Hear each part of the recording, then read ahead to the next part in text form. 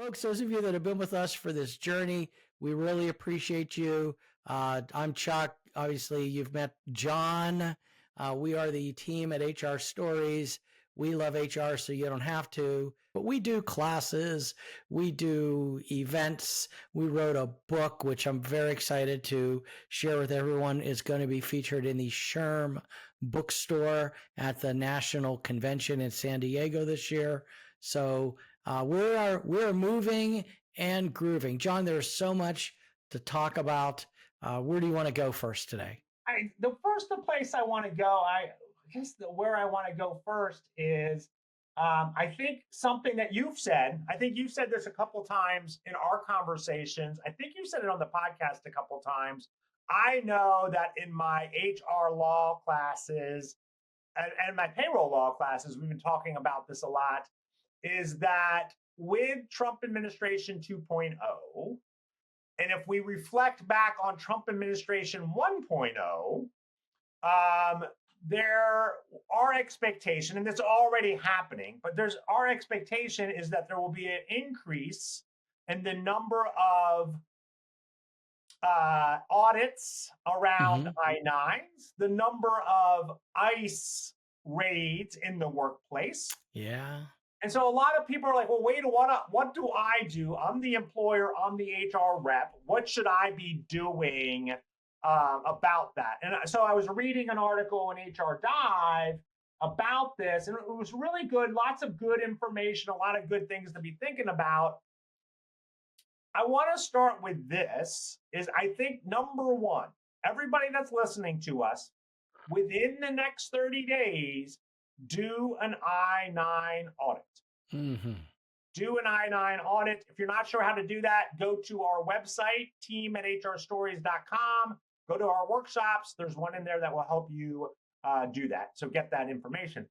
But it's really important because here's the thing, and I always forget what it is. But even with typographical errors on your I-9s, it's like $266 for every typographical error on your I-9.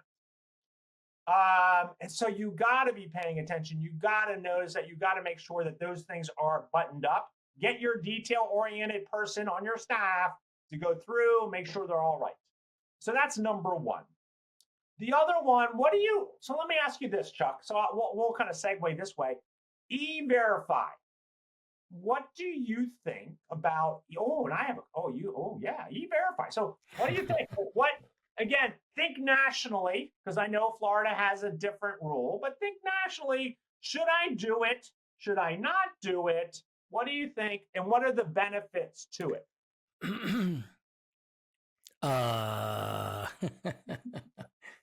Well, if I didn't have to do E-Verify, I would not do E-Verify. However, that's what I used to think. Okay. However, most softwares, Bamboo, which is a sponsor on our show, we're big supporters of Bamboo HR, ADP, a few other, they now integrate directly with E-Verify, and it didn't always used to be that way. E-Verify was it was an extra burden, especially if you're doing mass hiring and such. But I have found it to be a great comfort now, knowing that, yes, John, you gotta look at the ID, and you gotta look at the employment authorization and make sure, right? And we still do that, but knowing that I have the backing of the E-Verify, that's basically going to give me the ding, employment authorized. I can't say I'm not looking at these things closer enough, but I feel much more comfortable that, okay, if I got it wrong, E-Verify is going to catch it. So that to me has been that extra comfort level. Yeah, and you are in Florida, right? Which is one of the one states that require most or all employees to do it. Sure. And here, I'm going to try to do it, Chuck. Are you ready? I'm going to try to name all the states that require you to do E-Verify. Are you ready? Okay. Are you doing it to music? Are you singing? Or are you just going to? I'm just going to do it. Okay. Yeah. It's Utah, Arizona, Tennessee, North Carolina, South Carolina, Georgia, Mississippi, Alabama, and Florida. Did I miss any? I think that's all of them. Really, that's it, huh? Just those states. So those are the ones that require private employers to do it. Yeah. And Okay. then there's numerous states, and I can't name all of them, that require state employees to be e-verified, and then anybody doing a subcontractor with e-verified. The other group that needs to do it is federal contractors. So, and the question came up was, well, do you think that going forward will e-verify be mandatory for all employers? And the article was like, we don't know. Like, that's a possibility, of course. And I always thought this is like, if it's robust enough, and it may be something that I could see the national government doing. Now, there may be upcry and people upset about that, but there's a possibility to kind of see that. So again, don't panic, anyone. I'm not saying it's going to happen tomorrow, but it is something to think about. Yeah. Well, our good friend Lisa Smith always says there's a big check mark in you as the employer, good faith effort wise, if you're doing everything possible. And doing E-Verify is a good faith effort to try to do the right thing. And if you're doing that it looks good. If you mess up, at least you've got a good faith effort check mark. Yeah. And so the other thing that came up is, okay, so I'm here. I'm at my employer, I'm the employer, I'm the HR person, and ICE shows up and they want to they want to check our organization. Do I have to let them, or can I stop them coming in? And the answer is interesting, right? So if you have public space, so let's say you're a retail store, they have a right to peruse your customers, right? They have a right to be in the public area. However, they do not have a right to go into your warehouse, your stockroom. Right. And you can have an employee, typically a manager, of course, follow them around, right? And so this is not like legal advice, so just putting that out there. But I would, if you're concerned about it, reach out to your lawyer, know your rights, right? Know your rights, and make sure that you follow them to the letter of the law. And then if they do show up, call your lawyer immediately so they can walk you through that. Right. I think they need a warrant to go into the private spaces, correct? Yeah, they would need a warrant to go into the private space, right? And so, Okay. Anyway, that's great stuff. Yeah, I just think it's important. We need to be paying attention to that as we move forward. So what story do you have for us? Well, it was something really interesting. We've talked about AI. We've talked about, is it replacing jobs? Is it not? And so there's a story that broke here early February. It was about no evidence of jobs being entirely automated by AI. And so this is a company called Anthropic or whatever, and they did an assessment of over 4 million user submitted AI prompts. So now as I reread this, maybe people voluntarily, I don't know, but here's the deal. They analyzed 4 million AI user prompts, and they're considered an AI safety and research company. And they found out that 57% of the AI prompts that people are using are for augmentation, using it for augmentation rather than automation. Okay. So, and because there's always been this fear, oh my gosh, AI is going to take my job. Well, maybe not. Maybe people are using AI to augment their current roles. And it said computer mathematical workers, particularly software engineers, made up the bulk of employees using AI for work tasks. Of all the requests sent to this system called Claude, which is an AI system, 37% were in that category. So I guess the net here was, if it remains the case that AI is only used for certain tasks and only a few jobs use AI for a majority of their tasks, the future may be one where current jobs are evolving rather than disappearing. So I found that fascinating, but also I remember something that you've said about us using AI and putting things in AI. And I wonder if you want to enlighten our audience about that, because that's an unanswered question in this whole study. Where's that information going? Yeah, where's that information going? Where is it going? Where are the prompts? and it's interesting, right? So let's talk TikTok, right? Right? I mean, you're on TikTok. I'm not, but you're on TikTok. You're out there dancing. I've seen it. Um, and so we're concerned that the United States is concerned that Chinese is going to take that information and learn all about our 12-year-olds, right? And so, but here's this program that is having all this information, right? We're putting in it sometimes very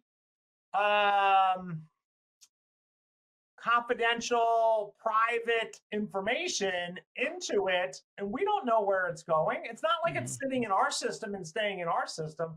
And so I do know the companies, the bigger companies, right? The bigger companies are creating their own AI, right? So it's a box, right? And so everything stays in that box. They're putting information into it, making decisions off of that.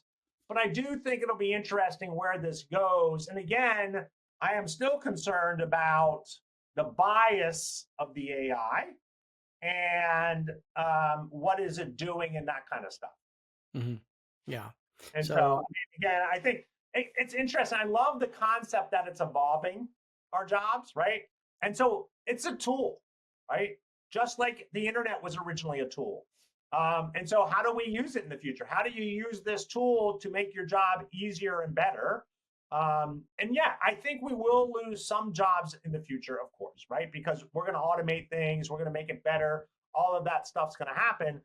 But it's also going to be a chance for us as HR professionals to use it to be more effective in our responses to our employees, more effective in our processing of data and information so we can make better decisions. So AI has a place for sure, but I think we just need to be careful. Yeah, and I certainly understand that, because now I'm thinking, okay, software engineers, people are putting lines of code in there, proprietary, where's that going? Who's watching that? 4 million prompts. I mean, look, and I don't know what Claude is, but if you use Claude, someone is looking at your prompts, folks. Now, I don't know, John. I've been using the ChatGPT really successfully to augment my role. For example, I'll take a bunch of notes from a manager or regarding an employee situation, and then I upload. I have one conversation on ChatGPT, which houses our employee handbook, and then I'll write all this. I'll basically text things, say, here's the situation, here's what happened, take some of the manager notes, and I'll say, now, based on that, in the handbook, cross-reference the handbook, tell me what policies were violated and where it's directly into the handbook. It would have taken me an hour to go through the handbook, read through the handbook every time, find those policies, copy and paste them out, and that sort of thing. This takes me less than a minute or two to get that. So that's extremely helpful. I would say I need to be more careful about putting in names, first names, last names, things like that after reading this study. So anyways, I just found it fascinating. Two sides of this story. Yeah, I think that's why, and it actually leads me to kind of think about what I was thinking about, and we were talking about it before we started recording, was the unemployment numbers. Yeah. Right? The unemployment rate right now is 4.0, which is amazing. I think that was February's numbers. And it's just amazing to me historically how low this has been over the years. And where is it going? What's going on? But then I read an article and it fascinated me. It talked about, like, yeah, it's 4.0 across thing, but when we dig into it, there may be some concern about the underemployed, right? Those individuals that are doing part-time work or working at a job where that's not their degree or whatever, right? It's not, they could do it. And that then leads us up, I think we're at like 20% underemployed. And so I think one of the things that I want to stress to everybody here, and I'm more willing to have a conversation about this with everyone, but instead of hiring based on what job they've done in the past, hire on what skills they have, right? You have to know, like, if I'm hiring for an HR manager, there's certain skills that they need to know. And let's be honest, some of those skills Mm-hmm. come from a customer service rep. It can come some that worked in operations, right? Sure, they may need to learn the HR law and get all that kind of stuff, but we can, so looking at the skill sets, building that up can be a really good thing to get a new angle on getting people and recruiting people. Yeah. So kind of breaking that down and doing that can be really good. And so I just think it's so important to kind of, in 2025, it'll be interesting. My expectation that number is going to go up. But I still think employees have the upper hand, and especially in some industries, right? Geographically, it may be different, but some industries, white collar industries in particular, employees have the upper hand. Right. So yeah, that's that, and this could lead to a whole other discussion. So and that's changing rapidly. But I'll be interested to see what happens with the coming years. So John, here we are at the HR Stories podcast, where there's always a lesson in every story. Where do you want to take it from here? Let's get to the big story in a minute.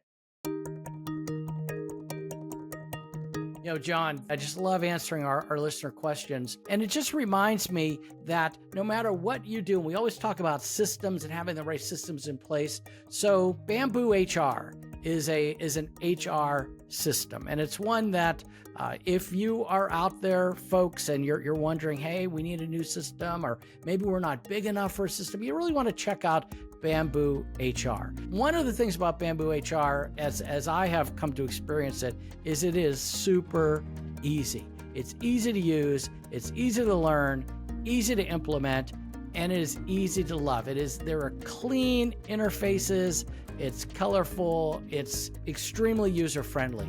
If you get a chance, why don't you go ahead and check out a free demo of Bamboo HR. The team at HR Stories is endorsing Bamboo HR, and we would invite you to go to bamboohr.com/free demo. That's bamboohr/free demo, and get back to what you actually love to do in HR. All right, John, I learned a new term this week. It's called exculpatory. Exculpatory paper trail, a new phrase. I had no idea what that was. Exculpatory paper trail, and that was the term that a court used to determine the direction of this case that we're going to talk about. So let's hold that thought right there. We're going to get to that very shortly. But I love it. Yeah, so folks, lesson in every story here at HR Stories Podcast, and I think you're going to find a great lesson today. Today's story, HR on trial, when documentation tells a different story. And it's not just so much of the documentation in this case, John, it's when the documentation was created and delivered. So this is a story that should make every HR professional sit up and pay attention. Attention. Yes, we're talking about Reena Mathew. So Reena was an HR business partner at a place called Santander Consumer USA. It's one of those companies no one ever hears about, but they have a big, gigantic impact. They're a finance company. They specialize in automotive lending and consumer finance.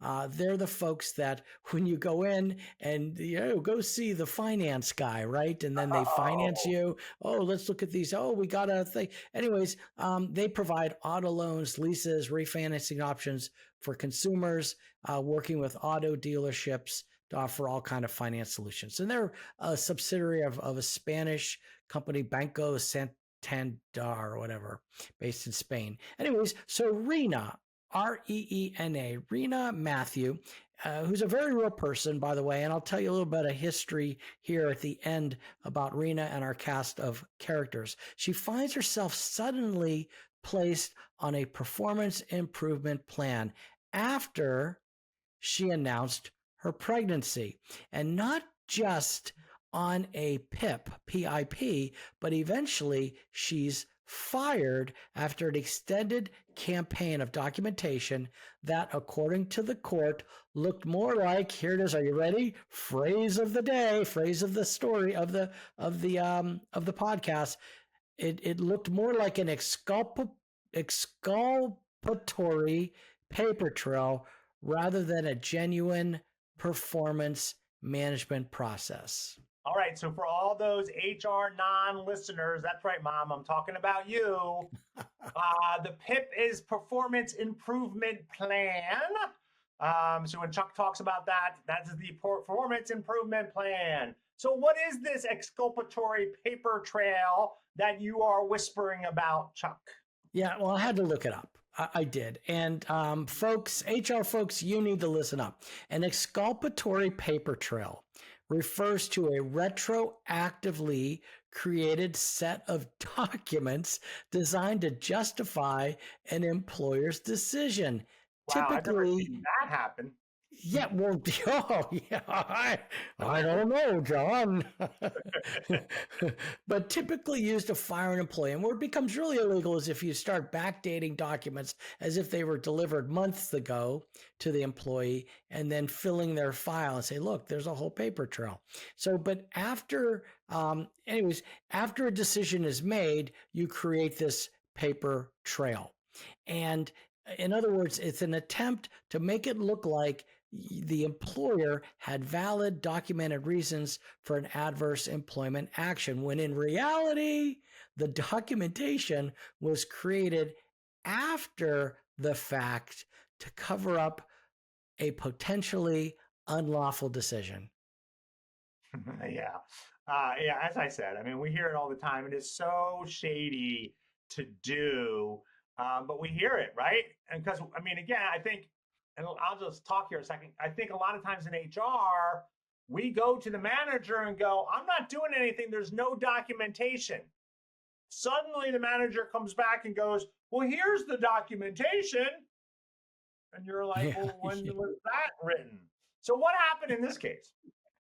Yeah, it does sound a little shady. So in this case, the exculpatory paper trail involved Reena. In setting the stage, she'd been with Santander, which is in Louisville, Texas, by the way, for 5 years. Now, they're based all over the world, but this is their Louisville, Texas location. She consistently earned positive performance reviews. Even her previous manager, Angelina Hullum, Hullum, Angela Hullum, noted that she was an excellent mentor, great at working with business partners, had a strong interest of urgency. And did I mention that she was the HR person too? Reena wasn't. Yeah, Reena was. Well, that adds a little intrigue to this, doesn't it? Because she was an HR business partner for this company. They had several in each division. So she was a well-respected, John, and well-liked HR professional, handling everything from, the employee relations and policy enforcement. And according to the court documents and everything I could find, she was seen as reliable, meticulous, and highly engaged. So basically, she was good at her role, right? She was able to do the things that needed to be done. What happened? What changed? What put her on the performance improvement plan?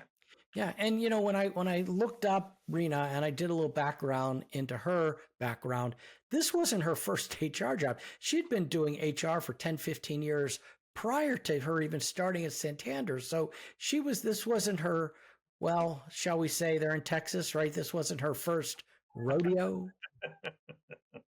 I've been waiting to say that. In fact, I think I was going to say that a little later in the podcast. I couldn't hold back. You had to do it. All right. So what happened? Give me the details.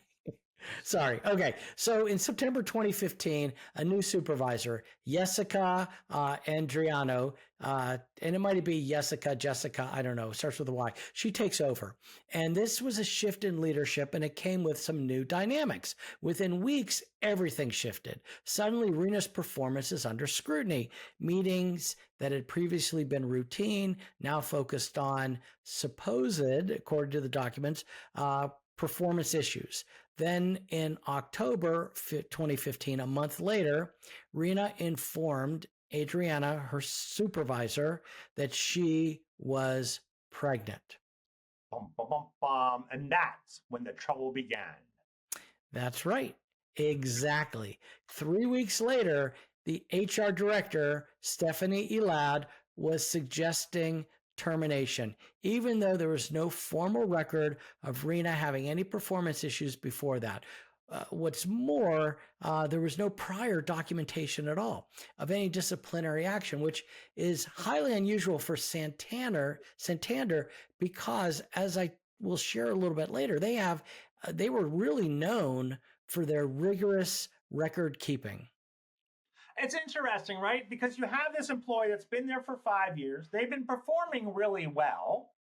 And then all of a sudden, there's a new supervisor, September.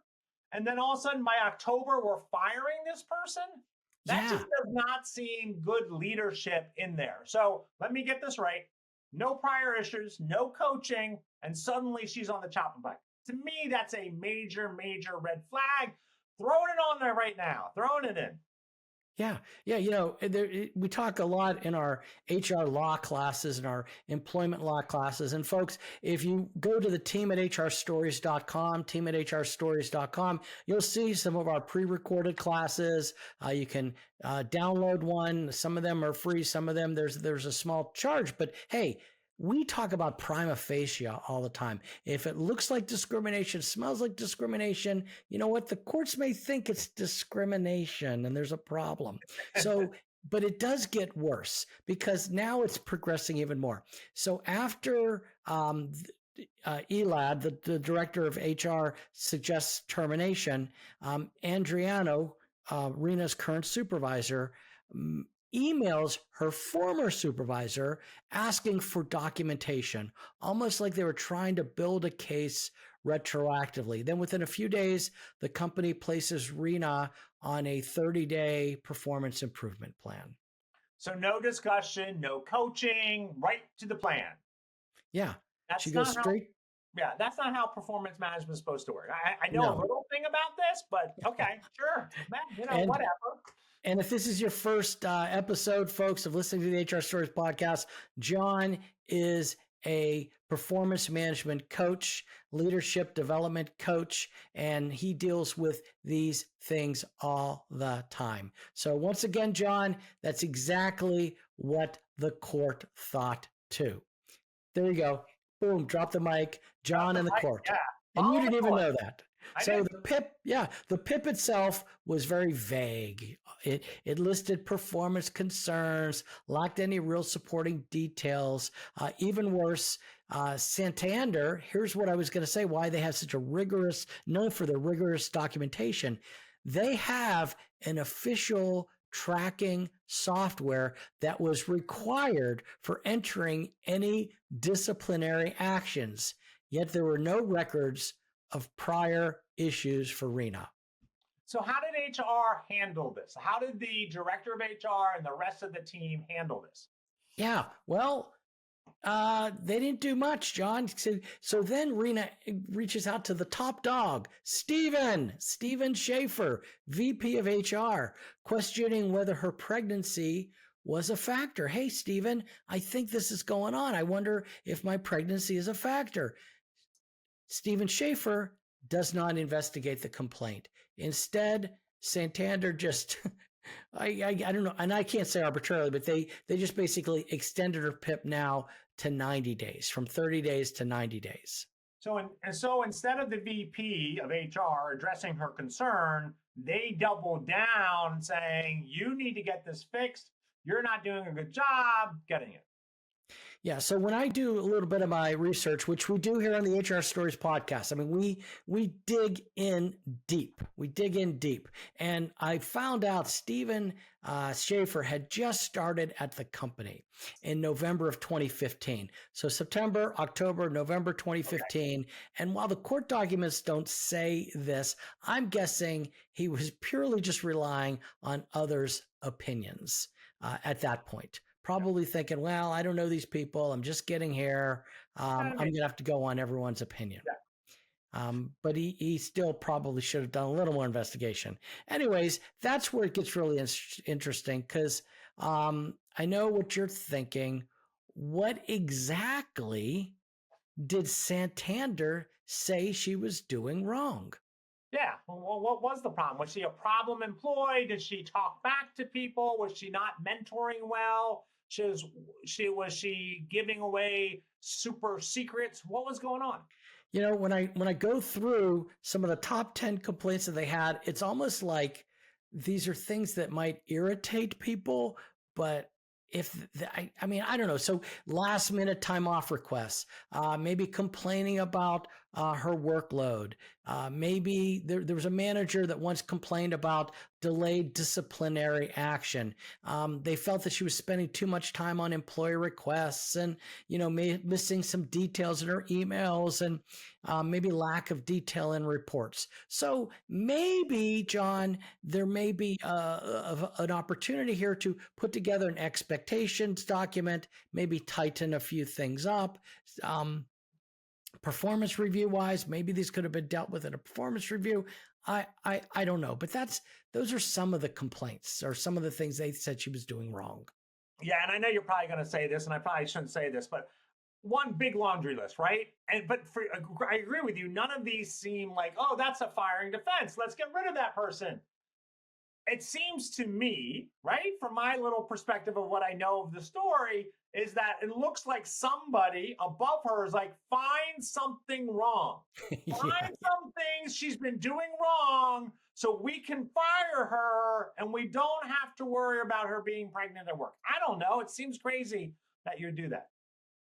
Yeah, so you are correct. 5 years of positive performance reviews, and now these things are coming up. Anyways, that's why the court saw this for what it likely was. It was a retrospective attempt to justify firing her.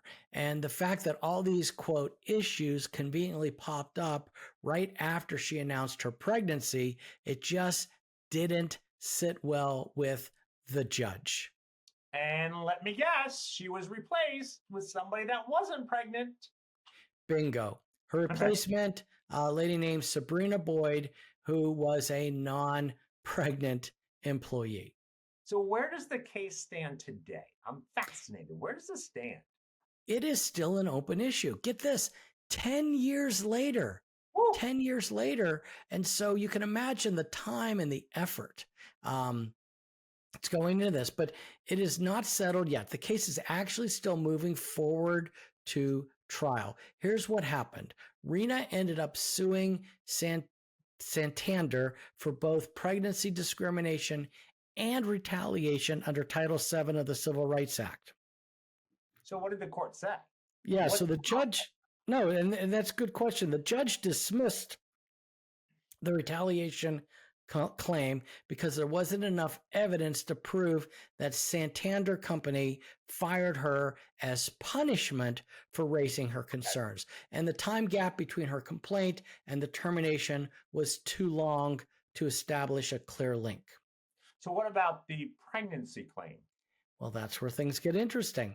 The judge found that the lack of contemporaneous documentation and the timing of her PIP and termination did raise some serious questions about Santander's true motives. And when I say Santander, I think it's a person. Santander, by the way, folks, that is the name of the company. And so it raised some questions about their true motives. Because of that, the court ruled that this was not a case that could be dismissed outright. But the judge says, you know what? This needs to go to a jury. I just hope none of the jury's listening today. That's what I hope. Oh, my. Right? We do have a broad reach, John. We do have a broad reach. I don't want to taint the jury pool. So a jury's going to now decide whether Santander fired her because of her being pregnant, or at least trying to get the evidence and kind of dig into that. Exactly. So the case is moving forward in the District Court of Northern District of Texas. Both sides are going to present their evidence. Reena will argue she was pushed out because she was pregnant, while the Santander Company will try to prove that her termination was purely performance related. Not over yet. No. The big question now is, what will a jury see? as a legitimate termination or workplace discrimination disguised as performance management. Yeah, and I right, and so I get it, right? There's a legal case, great story, great thing, and I know you're going to get into some of the bigger pictures now, but this is what popped up in my head, right?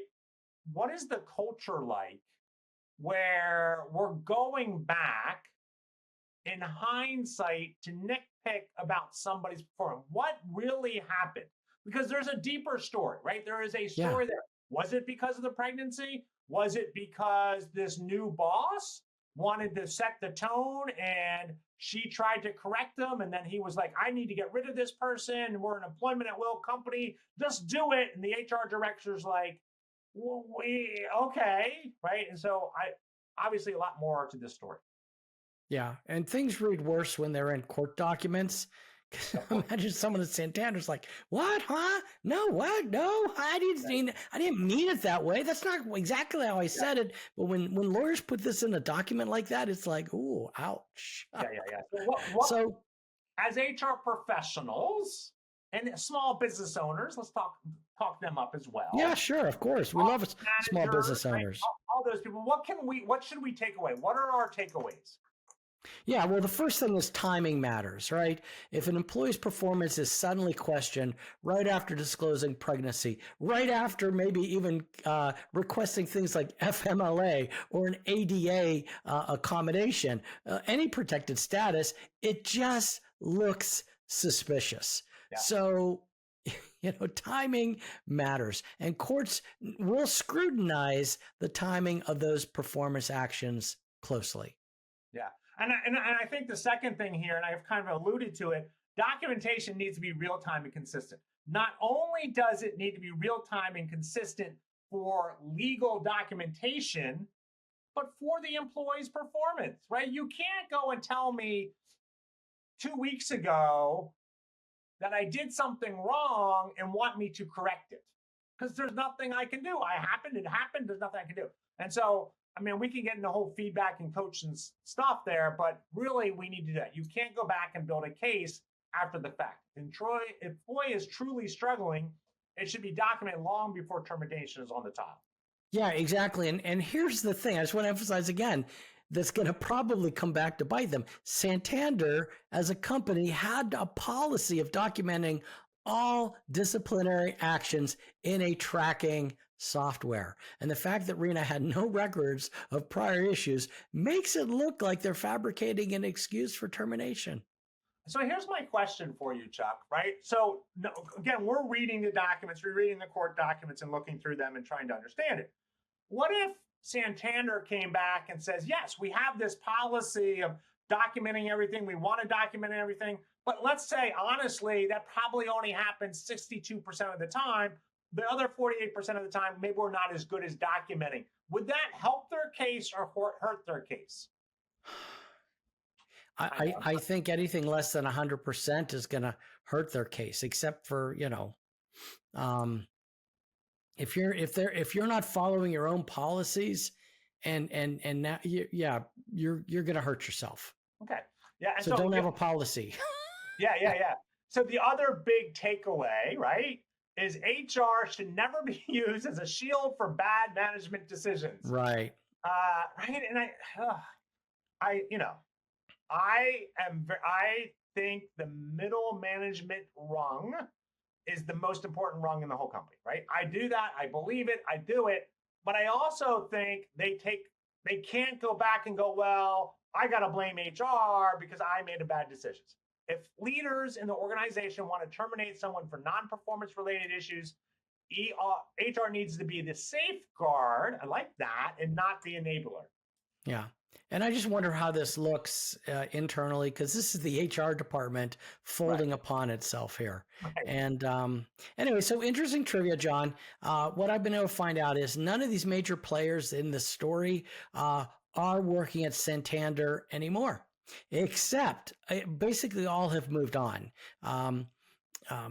except for Reena's replacement, Sabrina Boyd, the replacement, who just happened to be like, okay, you're moving in. And she's like, what? She's about to hit her 20th anniversary. So congratulations, Sabrina Boyd.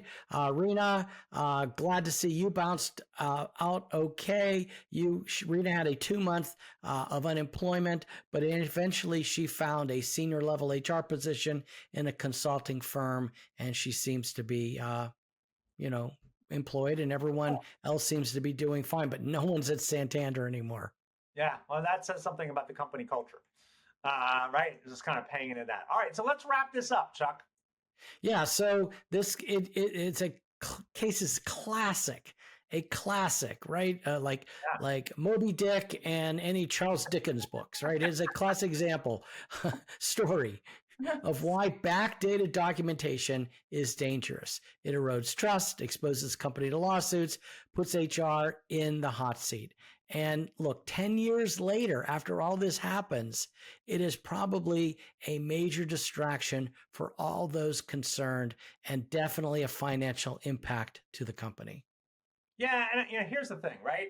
I would expect that somebody in Santander just needs to go, let's just settle this.